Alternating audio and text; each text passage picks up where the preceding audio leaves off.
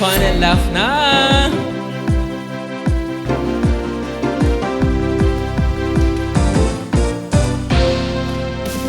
Fun and laugh, nood ka na dito. Fun and laugh, at na ma-enjoy mo. Fun and laugh, masaya dito. Fun and laugh, tutok na tayo. Kung gusto mo na tumawa at malimutan ng problema, Fun and laugh nandito na, magbibigay sigla. Kaya't halika na, kung nais mong lumigaya, tara na, tumutok ka na. Fun and laugh, nood ka na dito. Fun and laugh, at na ma-enjoy mo. Fun and laugh, masaya dito. Fun and laugh, tutok na tayo.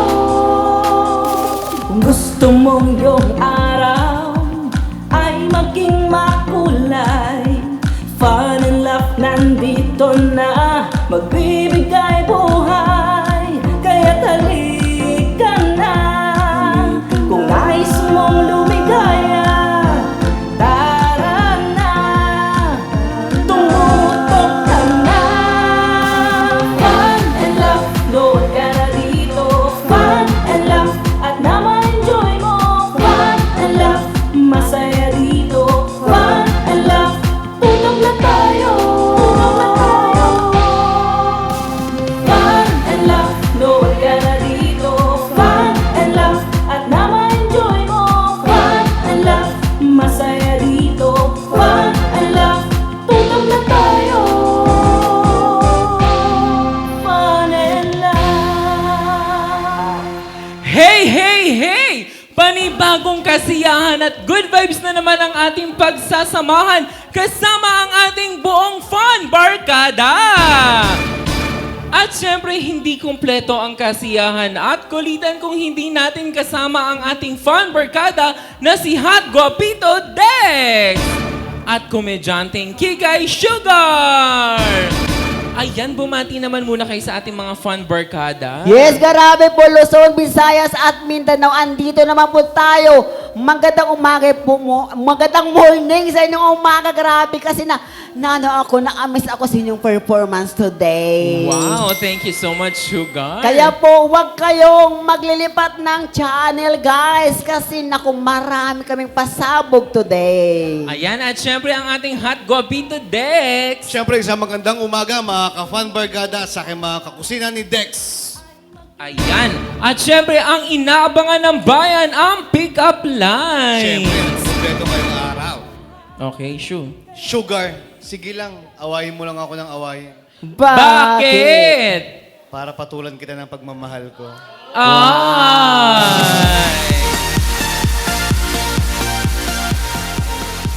Dex, Ayan. karayom ka ba? Bakit? Kasi kahit gaano kaliit, papasukin ko. Parang mali.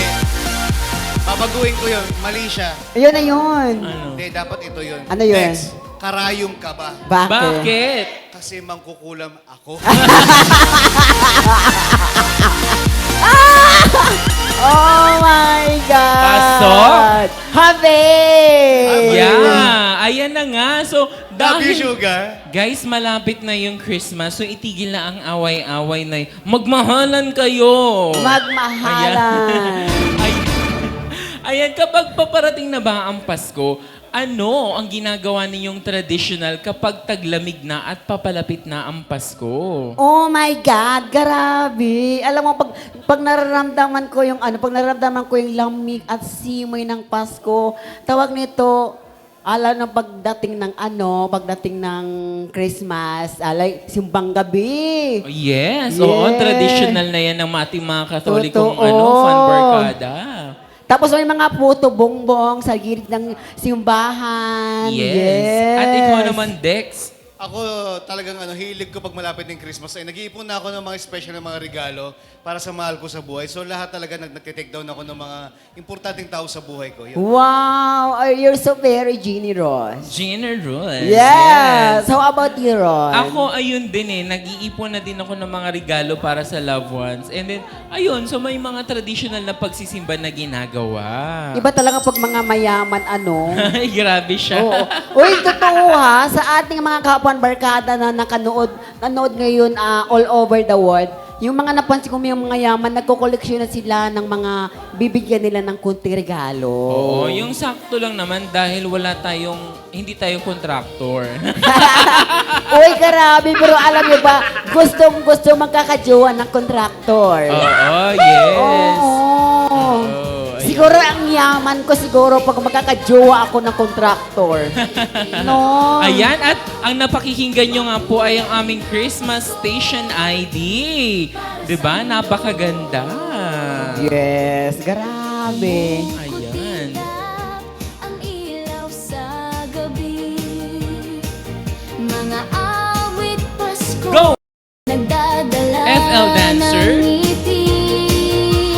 Bawat tahanan, puno ng pag-asa, pagmamahal ni Jesus, siyang ating ligaya. Tunay Wow! na Pasko, damhin ang himig, pag-ibig ng pamilya, tunay na masigla.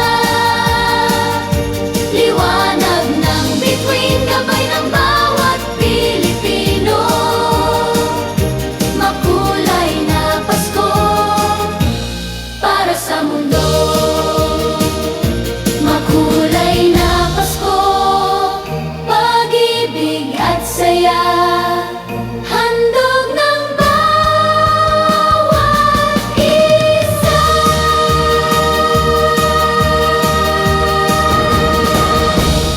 Ayan, at ayan na nga may paparol pa si Sugar. Yes, grabe! Merry Christmas! Ayan. So again po, ang inyong naririnig ay ang official Christmas Station ID po ng aming pinakamamahal na network na Pinoy Extreme Channel. At available na po yan sa lahat ng Spotify and online po. Ayan. Grabe po. Thank you so much po. At saka, Merry Christmas po sa ating lahat ng mga kapan barkada all over the world.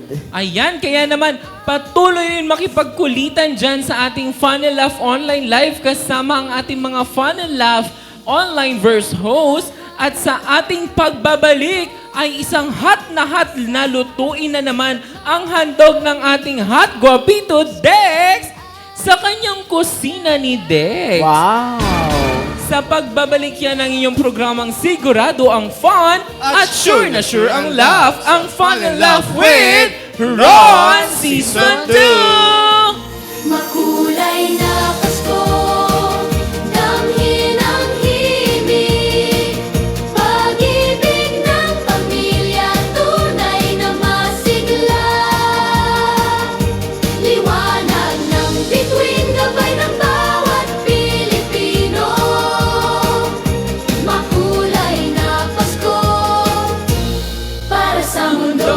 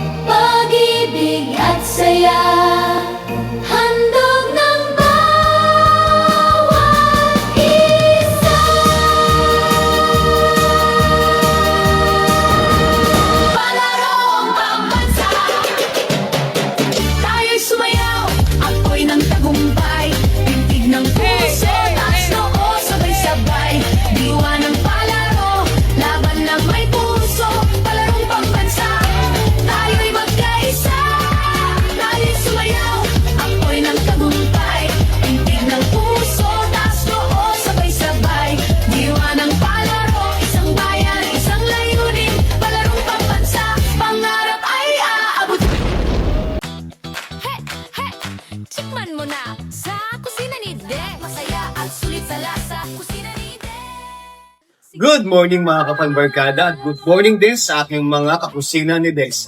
Oh, nagulat pa kayo, wala ako sa special na kusina dahil ngayong araw nandito ako sa Cars Building para bisitahin ang isa sa mga magigiting na lady guard. Tara, samahan niyo ako. So ayan mga kapanbarkada at aking mga kakusina ni Dex. Ngayong araw kasama ko na ang aking kauna-unahang magiging bisita sa kusina ni Dex. So bago ang lahat, bumati ka muna. Hi, Sir Dex. Kumusta? Kamusta po? Pwede mo, bati ka muna sa ating mga... Ako si Melody. Lady Guardian sa Carson po. Okay, tapos tanong ko lang, ano yung pinaka-challenging as a lady guy? Yung trabaho mo? Ay, yung yung everyday na time out of my electric gawin. Tapos yung mga check ng mga item dito. Tapos pwede malaman kung ilang taon ka na dito na nag-work. Sa program na mo. Siyempre, umabot yung time na minsan pagod ka, di ba? Ano yung, kung sakasakali pagluluto kita, ano yung klase ng ulam or putahin na mawawala yung pagod mo pag nailuto sa'yo? Yung sir, yung kare-kare sir. Kare-kare? Ako doon. Wow! Isa sa mga recipe ko yan, gusto mo bang ipagluto kita yan? Wow, sir talaga. Oh, sure! Gusto kayo? Sige, antayin mo, babalikan kita para ipatikim sa mga recipe ko sa'yo na kare-kare. Yes! Thank you, sir. Thank you. Good day mga kapanbarkada at sa aking mga kakusina ni Dex. Ngayong araw, aking lulutuin ay pork pata, kare-kare ala Dex. For sure, ito yung mga laging pinipilahan isa sa mga handaan kasi sabi nga nila, sabaw pa lang, ulam na. So, mag-start na tayo. Mag-add tayo ng cooking oil. Para mas malasa yung pata natin, kailangan natin siyang i-stir fry. Add lang tayo ng heat sa pan natin. Then kanina, pinalambutan natin yung ating pata. Then tips ko lang, pag bibili kayo ng pata, kailangan sasabihin nyo sa tindera ay yung harap ng pata. O yung front na pinakapata. Kasi pag yung likod, medyo matigas na mas mahirap siyang palambutin kasi yun yung part na gamit sa parte ng baboy. Ayan, start na tayo stir fry ng ating pata. Yung mag-light brown lang, okay na yung pata natin. Para magkaroon siya ng smoky flavor. At ang isa magpapalinamnam sa pata natin ay yung peanut butter. Alam niyo ba ang scientific name ng peanut ay Arachis hypogaea. O diba, may ulam ka na, may bago ka pang kaalaman ngayong araw. Tapos ang peanut ay kilala rin also as goobers. Siguro every 2 minutes, baliktarin lang natin yung ating pata. Nag-originate ang kare-kare sa Southern Philippines. And also, according sa mga Kapampangan, ang gamit nila dati oxtail beef, pwede ring try. Tapos did you know na dati ang kare-kare ay merong isda. So nag-level up ang ating mga Kapampangan dyan sa Pampanga. Tinanggal nila yung isda para mag-evolve yung flavor ng kare-kare. So dyan lang pumasok yung mga beef.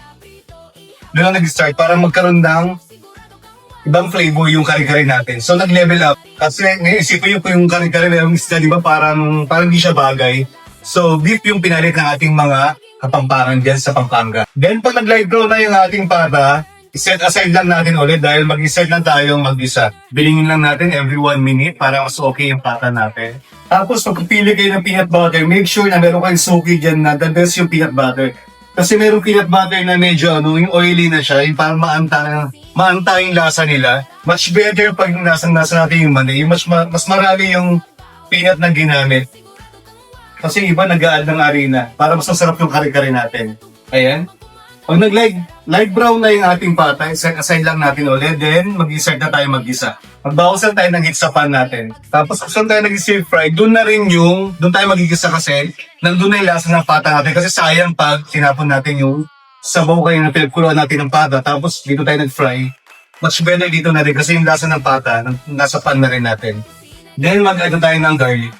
Mag-gisa-gisa tayo ulit. Then, next natin ang ating onion. Tapos yung patang na set aside natin, ibalik natin ulit sa pan natin. Pag light brown na yung ating garlic and onion, balik na natin yung ating pata. Then, mag-add tayo ng patis natin to level up yung lasa ng ating pata. Sakto lang para manuot yung konting alat. Tapos, cover lang natin for 10 minutes. Kapanbarkada, kakusina index. Light brown na ang ating pata, so mag-add na tayo ng water. As you can see, sakto-sakto yung pagka-light brown ng pata natin. Add tayo ng kahit 1/2 cup ng water. Then, pwede natin ilagay yung papa-special sa ating kare-kare, ang ating peanut butter. Tapos, haluin lang natin mabuti. Then, pang-last natin yung ating mga gulay. Pag nalusaw na yung peanut butter natin sa pata, pwede natin i-add yung gulay natin. Haluin lang natin para mag-mix yung peanut butter sa karne natin. Pag nag-melt na yung peanut butter sa pata natin, syempre, ang magpapa-special, mag-add na tayo ng magic sarap. Dahil mas masarap ang lutuin pag binudburan ng magic sarap para mag-level up yung lasa ng kare-kare natin. Haluin lang natin mabuti. Then after, cover lang natin for 10 minutes. Then add na natin yung mga gulay. Then ready na ang ating pork pata kare-kare ala Dex. So ayan mga kakusina ni Dex, nag-melt na yung ating peanut butter. So add na natin yung ating mga gulay. Nandito kayo sa aking kusina, yung aroma niya, ulang na. Unahin natin yung talong. Then next natin yung ating sitaw. Then mag-add tayo ng konting water mamaya para mas okay kasi pag kare-kare medyo sakto rin lapot ng sabaw natin. Pag medyo sobra ng sabaw, medyo hindi na siya masarap ulamin. Mas okay yung medyo malapot. Then pang finale natin yung ating pechay. Then in 10 minutes, okay na ang ating pork pata, kare-kare, ala Dex. Cover lang natin for 10 minutes. So ayan mga ka-fan barkada, i-add na natin yung ating pang finale, ang ating pechay. Dahil yung pechay yung pinakamalambot na gulay natin pang last. Then cover lang natin for 5 minutes. Luto na ang ating pork pata kare-kare ala Dex. So ayan mga ka-fan barkada, luto na ang aking pork pata ala Dex. And pahabol na trivia, alam nyo ba na ang kare-kare ay dinala sa atin ng mga Indian Sepoy soldiers. For sure, tanggal ang pagod mamaya ni Ate Melody pag natikman niya tong aking pork pata ala Dex. Lagi kong sinasabi, healthy na to. Wow, sarap, lutong bahay pero pang tope. Isa prito, ihaw, sabaw. Pag si Dex ang chef, sigurado kang wow. Yung kusina ni Dex, sayaw na rin. Sabay sa tugtugin habang kumakain. Masarap, masaya at sulit sa lasa. Kusina ni Dex, laging bida. Lutong Pinoy, oh modern twist. Walang tatalo sa cooking list. So yan ating Melody, as I promise, babalik ako para tikman ko ang aking isa sa mga specialty, ang pork pata kare-kare. Yung Melody, tikman ko. Kung sure, tanggal ang power po dito ngayong hapon sa pang-duty mo. Talaga, sir. Oo, sige, tikman mo na. Para sa yan. Masarap. Oo. Kala ko kasi hindi. Pag uwi mo ngayon, magsahin ka na ng kanin, kahit di mo na okay na yun. Kami na kulang to. Di ba? Di mo lang ka na mamaya. Sabaw pa lang, kulang. Kung sure ako masarap yan, kasi galing sa kusina ni Dex yan. At akong kahit iluto ko na. Kumusta ating Melody? Ang harap, sir. Ha? Di ba? Mukhang kanin na lang mo. Natuwa si ate. So dahil dyan, may regalo sa'yo ang Magic Sarap. Dahil ngayon, nag-level up ng kusina ni Dex. Ngayon, ang nakakagyo ng mga luto kayong mga ordinary Pilipino na lumalaban ng patas sa buhay. Mga magagawang Pinoy na lumalaban ng patas sa buhay. So, saludo tayo dyan. Yung Melody, para sa'yo. Thank you very much, sir. Thank you. So, baka kayo ulit ang kusina ni Dex. Magic sarap. Thank you, sir. Tikman mo na sa kusina ni Dex. Masaya at sulit sa lasa. Kusina ni Dex. Putong na